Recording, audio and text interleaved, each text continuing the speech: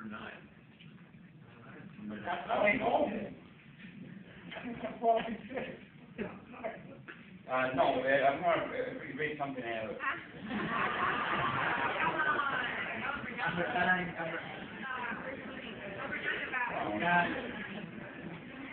Anyway, the book is dedicated to the Marcelo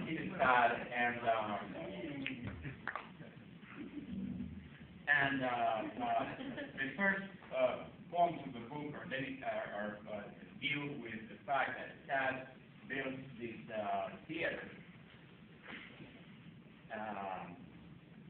Well, Chad didn't do any theater.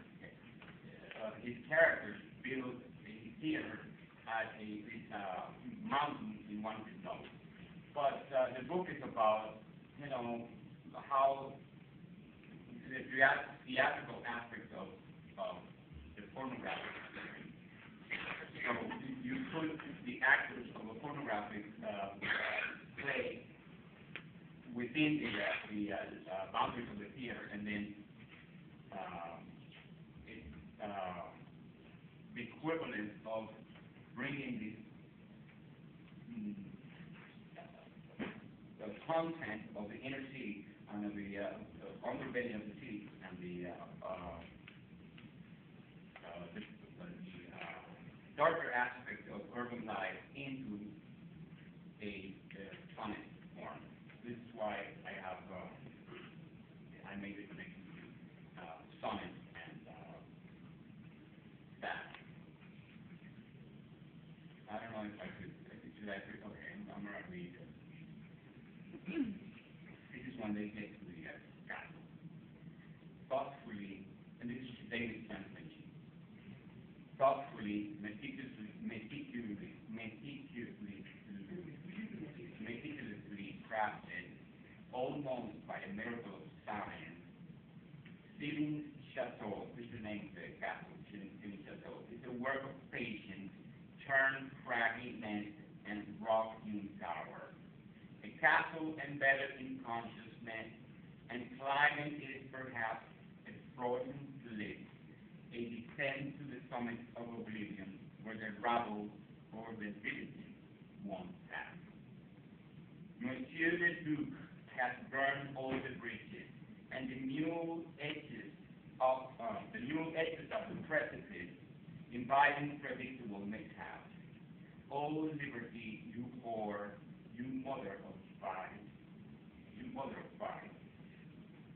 What do your champion, frigid fanatics, know about the power of politics?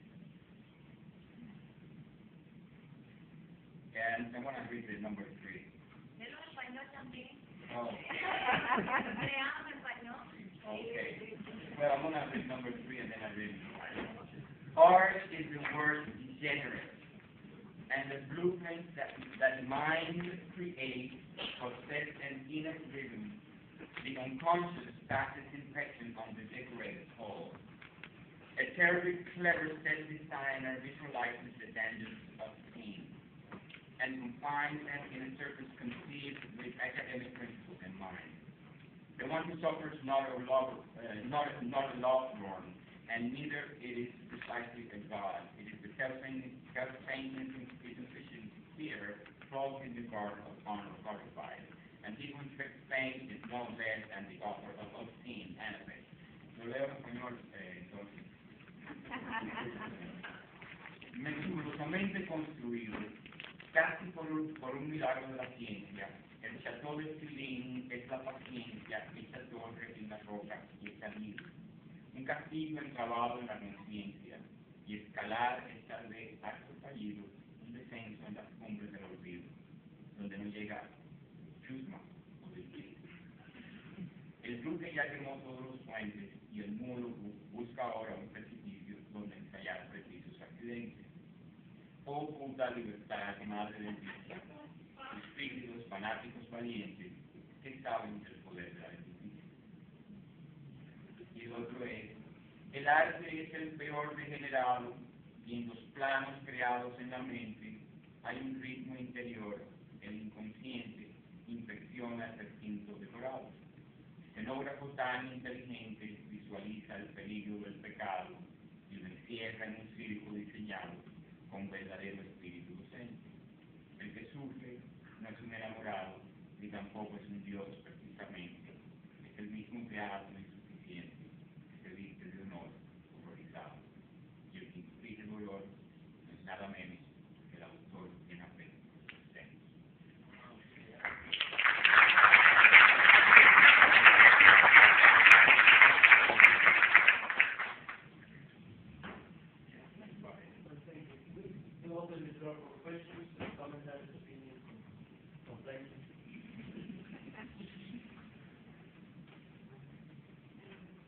We cannot see.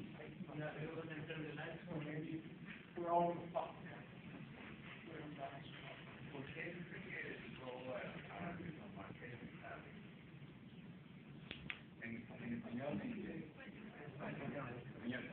Do we have Spanish speakers only? Does everybody here speak Spanish? Yeah, we have. Well, I'll answer in both languages. Okay. ¿Por qué dijo que dedicó un libro a Marcelo? ¿Hay alguna? No, I didn't dedicate. Yes, I didn't dedicate the book to the Marquis de Sade. I was reading his biography, and then I realized several things. One, I was born and lived throughout my life on 53 during the revolution time in my country, like we talk about. So the Marquis de Sade also lived through a revolution, the French Revolution. So before the revolution, the Marquis de Sade was in La Bastille, in jail. Even the 14th of July, when they stormed the Bastille, and one of the prisoners that was liberated that day was Marquis de Sade.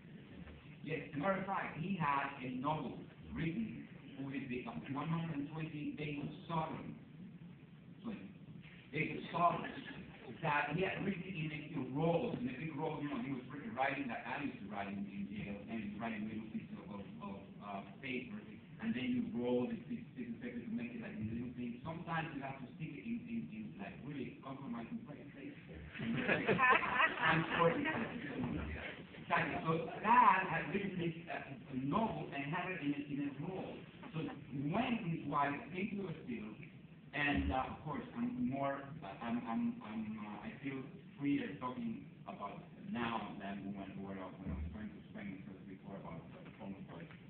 And when his wife came to the Bastille and told the guard, they were, Marquis and Marquis, they had some means to make this happen. So they said, get my husband out of the Bastille. They're coming. They're coming to storm the place.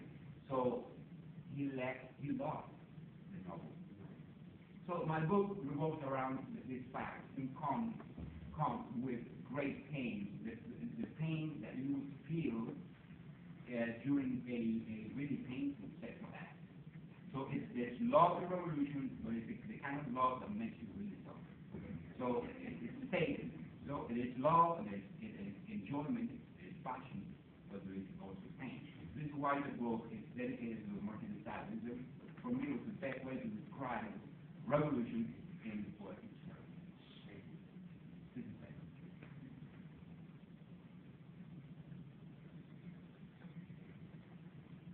I have a question, and it's just general for all three of you, and perhaps it's prompted by your mentioning Charles Vallon and French literature, but there's a passage early in Marcel Proust in which the narrator is describing his mother-in-law getting in always awkward social situations and escaping them, and he uses the trope, as often happens with poets who are led by the demands of rhyme to their happiest discovery, that rhyme is a sort of stimulus of the unconscious and leads them to explore language and ideas in ways that perhaps they wouldn't otherwise.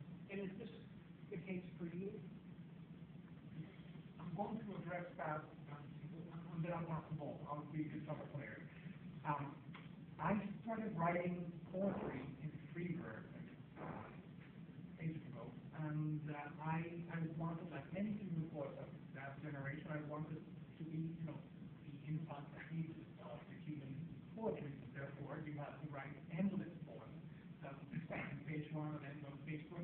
no rhyme or reason. And I had this reverse reaction towards any kind of classical form of poetry, but I didn't know.